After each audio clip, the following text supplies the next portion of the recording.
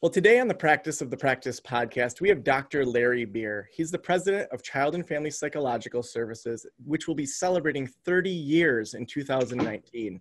They currently have 43 licensed therapists on staff. He's also a licensed psychologist, licensed professional counselor, and sees 25 clients per week. He's an adjunct professor at Western Michigan University and a fellow of 2 divisions of APA and the former president of Division 51. He's also the owner of the practice where the famous Joe Sanok started. I think that's hilarious you put that in your bio. Larry, you were my very first practice I worked at. Welcome back to the Practice of the Practice podcast. Hey, thanks. Nice to be able to do this again with you. Yeah, absolutely. Well, it's been a couple years since we talked on the podcast, and there's been some changes at Child and Family Psychological Services. You had some rebuilding to do. Maybe give us an update of the last couple years of the group practice. Yeah, so anyway, in general, things have gone really well for us. But one of the things that happened is that I think when things are going well, it's very easy to kind of rest on your laurels. And you don't realize that sometimes unexpected things can happen. And an unexpected thing happened here, and it really challenged me on a number of levels. And so I thought it might be good to talk about we're so focused on just building practices. I don't know if we're focused enough on what do we do when what we're building really takes a hit from one thing or another. How do we recover? I think that's such a great point. And when you emailed me, I was like, yeah, we don't talk about that enough. We talk about the building and the growing and, getting it off the ground and then scaling. And I mean, you've been scaling for so many years. What kind of things happened that maybe changed things? Okay. So, what happened is that, early last year, I found out that 7 associates here were going to be leaving and starting their own practice. Well, that was close to 25% of my production in my Kalamazoo office, because I have the larger offices in Kalamazoo where there's 27 therapy offices, and I have a satellite office in Portage where there's 6 therapy offices. And so anyway, so 25% of, including 2 licensed psychologists are going to be leaving and just starting their own practice, which they have every right to do. And so, I had to go through there was a lot of levels that I had to go through on an emotional level of wow, this is scary, why would they want to leave me? I thought I was really being a really good owner and really tried to do the best I could to support them in their careers. Some of them were interns of mine. I really helped develop them. And so I was feeling really hurt. Scared, wow, my God, is this is everyone going to be leaving me? I didn't know really the extent of the damage. So it took a while to kind of just catch up with myself, rebalance myself on an emotional level. And then the other level is the strategic level. Okay, this is happening. I don't want it to happen, but what am I going to do about it? Yeah, I definitely want to drill into the emotional and that kind of strategic side, but it's actually kind of refreshing for me to hear you say that you went through all of that, because I think of the great Larry Beer. I mean, Child and Family Psychological Services is such a pillar of the Kalamazoo area. You have such a great reputation. When I came for the 20th anniversary, or was it 25th anniversary? 25th, yeah. 25th. Yeah. I mean, there was hundreds of these clinicians and families that had come through there as clinicians. And I always felt when I wanted to go do something else, that you were so supportive of that. And even how you're talking about these people leaving, they have every right to do it. But that, we sometimes think that when people get to a certain level, they stop with all those kind of questions and insecurities and things that they're wrestling through. So to know that you wrestled through the things that I feel like I would question myself on if someone, if that many people left my practice, not that I want you to go through that, but it's super refreshing to hear that there's not a level that you stop, right. That sort of insight and thoughtfulness. No, I mean, and I was, sometimes I have to admit that maybe I was feeling not really aware of how vulnerable I was, but, nevertheless, we all are vulnerable. And it happened, and the people who I like and respect, but still, I mean, it's just I wanted to go and do my own thing. Nothing says that other people aren't going to want to do their own things. But yeah. And I've had 1 or 2 people leave at a time, but never 7. I mean, that was right. So drill into that emotional level a little bit for us. What were you thinking? What helped you get through that, and what kind of insights did you come up with kind of from the emotional side? Well, I think I had to go through my own one of the things I had to do is go through my own grieving process. Like these are people I liked them. I really cared about them. And the other part is like, a sense of like hurt. Like, why would they, knowing that this didn't happen overnight. They've been having meetings together, and a sense of betrayal and a sense of like fear is like, oh my God, like who else is going to be leaving now? Like, how did I fail them? And so, had to kind of navigate through all of those emotions, and fear being the big one. I mean, I have to admit, there were some like, nights where I didn't get very much sleep. But then, I said, okay, this is what happened. What can I do about it? How do I address this, And so I also, one of the real blessings is that, the people who stayed really supported me. And I didn't know what to expect, because I didn't see the first thing coming. And they really supported me, and they worked with me in terms of like, okay, helping me just kind of like deal with this and be able to rebuild. And that's been a really rewarding process. Yeah. We have a number of people in our membership community, Next Level Practice, that they are working at, a group practice, and they're planning to launch their own practice. So sort of similar to these 7 people, what would you want them to know, if they're out there saying, I want to launch my own practice, but I'm currently at a group practice as a 1099 or W-2, like, how do you do that right? Because some people are just drawn to, hey, I want to start my own business. How do you do that in a way that retains that relationship with the owner? Well, first of all, today, things that the practice landscape has changed, with now licensed professional counselors. It's become easier for people to work independently. They don't need the licensed psychologists like they once did. So I had to accept the fact that, people here because they want to be, not only just because they need to be. Sure. Okay. So I would tell them, hey, this is like, you're allowed to do this, once you learn the business, why not try it? I hope, I'm saying this hoping like no more people leave here, but that they could, and my job is to kind of like make it a good enough place where they don't want to leave. Yeah. But even no matter what I do, they came to a point with the 7 people, no matter what I could do, it just wasn't enough. Like they, really was a point where they're ready to try their own thing. Well, I think that's a really good point that, part of it for a practice owner is constantly evaluating, how do I make being here at my practice easier or more appealing than going out and starting your own thing? Like, what kind of things do you feel like you do well in that area to make it an appealing place for people to stay? Okay, well, I try not to take anything for granted. I really try and like, make people feel appreciated, try to recognize their efforts, give them efforts to be connected to the practice, opportunities to connect with their colleagues, to make it just like a really supportive practice environment. In fact, kind of a cool thing happened. Like, I don't think you know about this yet, but we were just selected by the local Chamber of Commerce organization called Southwest Michigan First to be one of the outstanding places to work. We're one of 15 places in the whole Kalamazoo area selected as an outstanding place to work. Wow, congratulations. Thanks. That's pretty cool. That's just hot off the press this week. That is public knowledge now. Yeah. Yeah, the magazine came out. So you want to make it so a place where, okay, you think like, what kind of practice would I like to work in?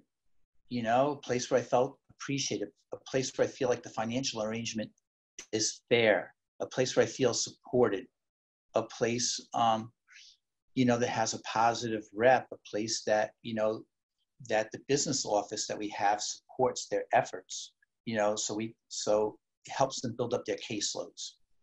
So those kinds of things. Yeah. Yeah. So were there any new things that from this you kind of added to that you said, wow, I could have done this differently, or in the future, I'm going to do this differently to make it an even more appealing place to work?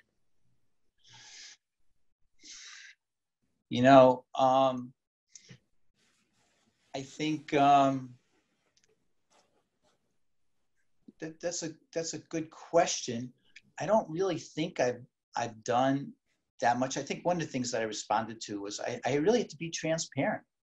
I just had to like let the other associates know, like, this is what's happening, this is what's going on, and they have every right to do that, and to let them know that I appreciate their loyalty as long as they stay here. And I'll do my best to just make this a practice they really feel good about working. And the other thing too, and we've been doing this all along, is just finding really cool opportunities for the practice to participate in.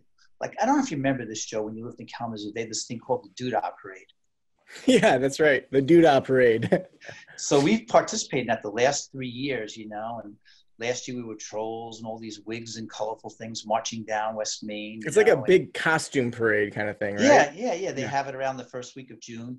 And so just to make like really fun things, you know, we have a picnic that everyone in the families are invited to attend to. And of course the parties, you know, that you participate in a couple of them. And which, I mean, I've got to say, like, that, from my standpoint, being pretty much brand new out of grad school, to be in this work environment, that I still remember there was a day that you like jumped into the front area where all the office staff were working with a Nerf gun and just like shot everybody up with a Nerf gun. Or, you know, we'd go to a baseball game and you had arranged it so that, you know, we could go hang out with the mascots and go do all these different fun things. And, you know, I think that family environment where it's fun and that spouses and partners and kids are a part of it, I think that's really important to creating this type of vibe in an office. The one thing that I did think about, though, when you were talking, is just the idea that, you know, there are times that people just kind of need to leave, not because you're firing them, it's just no longer fit anymore. We went through this with our daughter's school, where the headmaster left and a number of staff left. And through that process, probably a good quarter of the families left and went to different schools. But the families that are still there, similar to what you're talking about, are so invested in the school. They're so invested in making sure that it continues to have outdoor education and experiential education. And, you know, the kids learn French and all this really kind of cool stuff. The people that are left are really, they're there for the long haul. And so sometimes I think when people leave, it's a chance to really say, well, you know, how do we continue to double down on the environment we're trying to create here? Well, you know, I think you're right on target here. And I think one of the real upsides with this is that, you know, when they left, other people who came in, you know, stepped up and they started exerting more leadership, and we brought some new people in. And with those new people is the excitement about being here. And so there was an injection of a lot of positive energy. Now, you know, let's talk about the rebuilding side. So you kind of get through the emotions, you know, you talk to the staff that are sticking around, the clinicians that are staying. Like, what were some of the steps you took to rebuild after these people left? You know, I got to the office. I said, I want to do the best I can with that which is in my control. And I put out advertisements. You know, I get the word out that, you know, this is like, we have an opportunity to bring on new people. Told some of the associates who reached out to some of their friends, you know, people who they have relationships with and respect. So invited them to come aboard here. And so, you know, we had an interviewing process where I met people, and I made some, you know, unfortunately couldn't select everybody, but I brought some really good people aboard, and they've added their own special somethings to the mix now. Yeah, I want to ask a little bit about that interview process, because I think that's an area that, especially as people are in that growth phase, they're, you know, at that 60,000 to, you know, multiple six-figure phase, they're starting to add clinicians. They may put out an ad locally or on Indeed or other places. Like, what do you do to make sure you find people that are the best fit, that you know are going to match it? Do you look for people that are fresh out of grad school or have some experience? Take us through kind of some of the things you look for in that hiring process. Well, you want someone, these are the things that are really important to me. I want someone who's competent. I want somebody who's community oriented, because, you know, they're coming into a place where they have to be able to flow with the other people here. And I want someone who's reliable. If they say something, I want to be able to count on it. And so those are three things that I really look for in people. Now, of course, you know, you don't want people sitting around here and not being able, we happen to be a practice that uses a lot of third-party payments. So there's actually been a change in licensing law. Well, not the licensing law, but Blue Cross Blue Shield changed the policy now where they're willing to pay for temporary limited people. So that did open up maybe some people that we could bring aboard now that prior to last June we wouldn't have considered, because like they couldn't be able to have enough clients to be able to make it worthwhile for them. I tell people, go out and work in community agencies, get your full limited license or full license, then come aboard. But that did change things. So, you know, we had an interviewing process where I met people, and they said, you know, this is like, we have an opportunity to bring on new people. And so that was an unexpected positive development. Sure, sure. Are there any questions that for you, these are essential questions that any practice owner should have in their interview with people?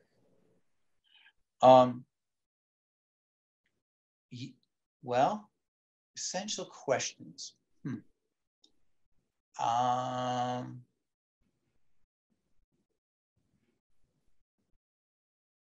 Okay. If you were doing karaoke, what karaoke song would you sing? There's so Larry Beer. I love it. Well, let me tell you why. Okay, because these are people going to be rubbing shoulders with. That's something that they probably wouldn't be expected to ask a question like that. How do they respond to a question like that? Yeah. You get a sense of because everyone in interview people tend to be a little bit nervous and stuff. You see their colors starting to come out. And how's it? And you get in a sense of how it feels being around them. So questions where you see their personality coming about, because I'm not just looking for how much someone can produce. If someone can produce a lot of money, but they're toxic to be around, that's going to outweigh the production. That's such a great point. Yeah. What would your karaoke song be? I would say, woke up this morning feeling fine. Something special. Oh, Herman's Hermits, There you go. I'm into something good, I would say. Nice. Now, I some people when I started singing might walk out of the auditorium, whatever, but whatever. It's still fun. Okay, so you get this kind of cohort of people you're bringing on. What else did you do with the rebuilding as you kind of onboarded them? Well, okay, so we up. You asked me a question before, and I forgot we did this, but we decided that one of the weaknesses we had when we did a survey of the associates is that we didn't really have a good orientation program. And so we developed an orientation manual, and kudos to that goes to my outstanding practice manager, Nikki Magruder. Nikki's amazing. She, having a great practice manager is worth its weight in gold, and Nikki just does a terrific job. Well, and I mean, she's been there for so long that you must, and that might be something that we talk about. How do you retain a practice manager? Because I think someone like that, could easily jump ship with her skill set, but you've been able to retain her, help her feel valued, be a part of the team, and take the lead on things. So that's an area we can get into later. But yeah, I just want to say, it's amazing that you've been able to maintain her on the staff for so long, and she's so good. Yeah, that she's a tremendous asset, as is my entire business office. All those people are invested there. In fact, one of the things we did is we had a trip plan not too long after we heard the news that every other year, I take my office staff on a trip somewhere as a way of just showing my appreciation. So we went to Charleston, South Carolina last March or April, and we had part of the trip is fun, but also it's a chance to just kind of go over the practice. We have meetings and just get their opinion about things and listen to them. I'm a better director because I listen to the people who I work with. I can't always do everything they want, but they come up with so many really good ideas. Yeah. So Nikki kind of puts together this onboarding manual. People start coming on board. What else were kind of the steps of rebuilding and kind of filling up those 7 spots? Orienting them to the practice, just like mentoring them, encouraging them, and finding the mentors. That in some mentor relationships, some people here took more advantage of doing the mentoring than others, but a lot of mentoring went on. The nice thing here is that it's not only me and Nikki just kind of supporting new people, but we have a sense in this community here where everyone tries to support each other. So the mentoring process and just trying to be available.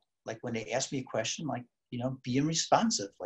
And I have to say that, I wonder for a while, I just wasn't engaged as much as I should have been, kind of I was thinking about this or that. And it's easy just to kind of take things for granted. And when this happened, I became doubly engaged. Right. Well, I think one of the other questions that I get after the hiring question is often, well, what is it that... Sorry, Joe, that was my... Oh, that's okay. Your video cut out for a second, but it's all good. The other Yeah, question. today is my son's 25th birthday. He was just calling in. Oh, that's awesome. Happy birthday, Adam. Yeah. Happy birthday. Glad that you're 25. Your brain will be completely fully developed any minute now. There you go. Let's bring a little science into this interview. Yeah. So the other question I get so often from people is, I've hired people on, now how do I fill them up? How do I get them clients? How do you frame that out for people so that they're motivated to go kind of do their own networking, but then also that you're kind of getting them clients as well? Well, one of the really cool things that happened here is that they started to network with each other, and they came up with this idea of, why don't we do presentations? And so from that, we had 2 presentations. One where we invited school personnel to attend, school counselors, and one we invited like social workers from the hospital. And various associates, you know, did PowerPoint presentations. And this was all their idea. I just supported them when they came up. And it was in your office. You didn't go out to it, or you went to their office? They came here. Well, That's awesome. They came here for those, but I also went out to referral sources. After this happened, I started meeting referral sources saying, hey, you know, like everyone's going to know about what happened here. What's the reputation of the community? You know, checking things out with people who I had relationships with. And so I did a lot of like going out and meeting with people who gave me some good feedback. And then we did like programs like this. We invited them in for like breakfast meetings. And but one of the nice things about the practice here is that we've been established for a long time. We do have a pretty good referral network. That's one of the advantages people get for joining us, is that they probably can develop their practice quicker here. Yeah. Than maybe some other places. So if you were to go back a couple years and talk to Larry from a couple years ago, what advice would you give him before all this happened? Like, what would you say, you know, 2 years ago, boy, I wish I had known this before these people left?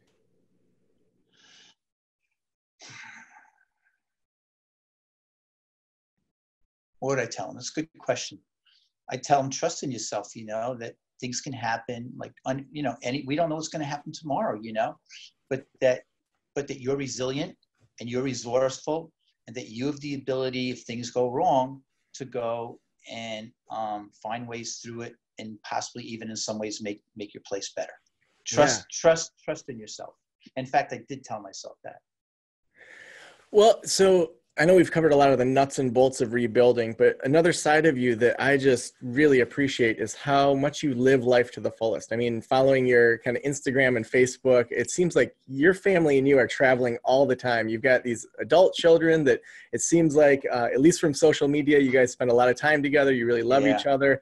It seems like you and your wife are traveling a bunch. Like, tell me a little bit about the importance of time outside of work, because that's a big thing we talk about with Practice to Practice is, you know, you can just go make money, but like anyone can do that if you hustle hard enough, but really slowing down and having meaning in life is even more important. Where does that come from? And tell us a little bit of maybe some of your, I don't know, habits or routines or things that are kind of on your annual calendar to stay connected with the people that matter most. Thanks for the question. That's a really good question. And I feel like I can answer this just like in an hour or so.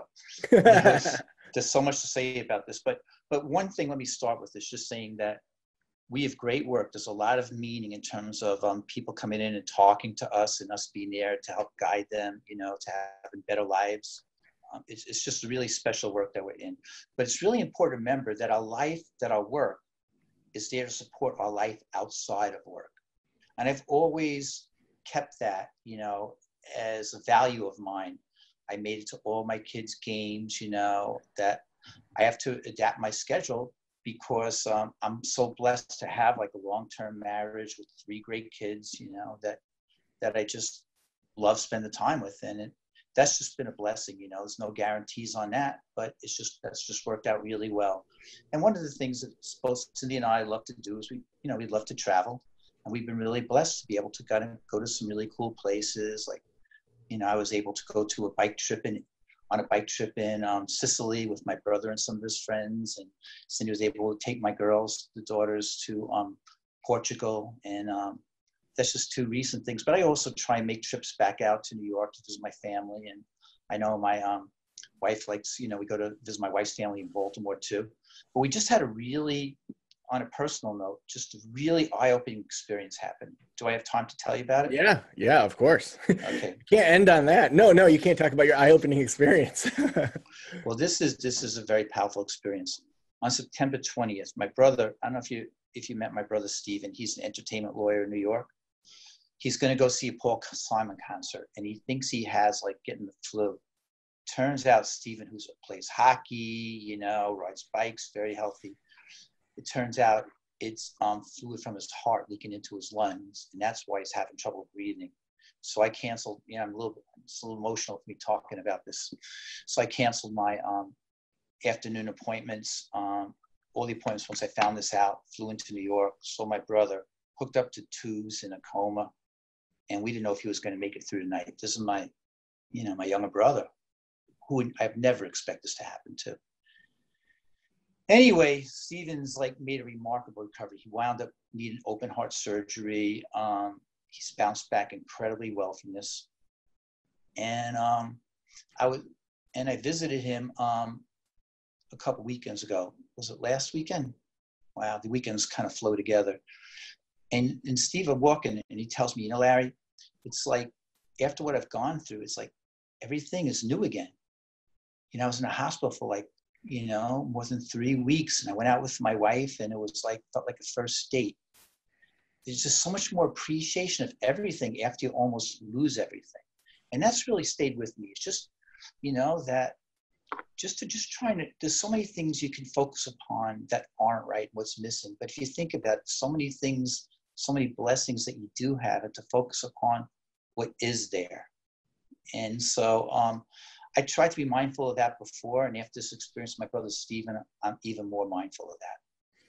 Thank you for sharing that, and I'm so glad your brother's doing well.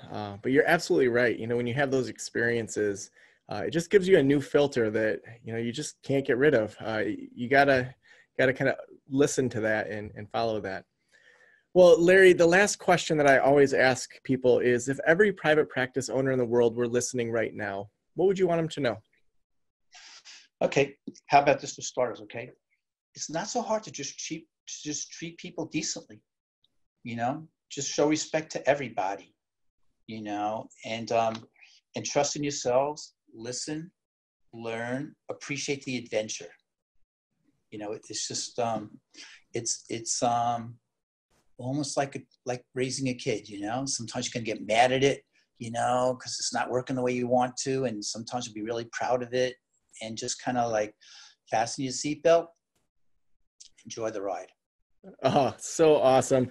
Well, Dr. Larry Beer, if people want to connect with you, if they want to learn more about Child and Family Psychological Services, what's the best way for them to connect with you? Well, they can connect with me. My email address is lbbkzoo@aol.com. Phone number is 269-372-4140. Or visit the website for starters, you know, to kind of learn a little bit about the practice. I have a little video on there. It's childandfamilypsych.com.